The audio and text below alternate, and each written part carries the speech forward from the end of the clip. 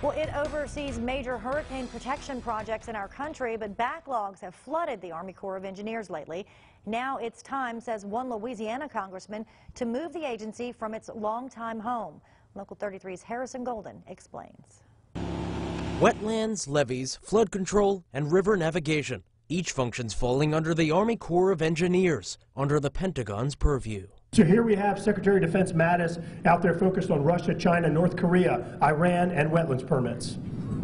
It reminds me of the Sesame Street, which one's different?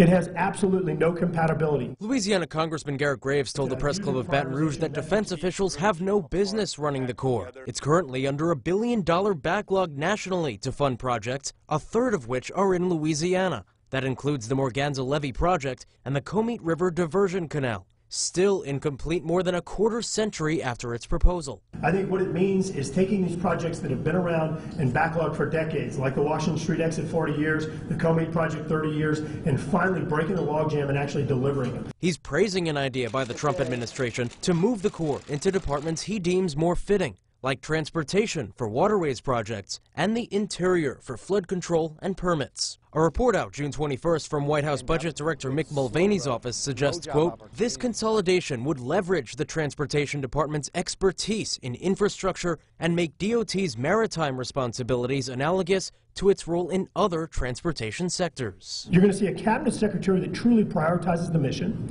You're going to see a situation where projects are not allowed to languish or sit back and drag on for not years but decades, as we've seen in the state of Louisiana. Such a move would still require support on Capitol Hill, though Graves hopes White House backing will fast-track the measure and help recede the flood of Army Corps backlog.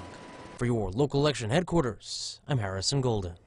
And Harrison tells us that the White House proposal does not mention what would happen to the Army Corps' local offices, including one in New Orleans that employs roughly 1,000 workers.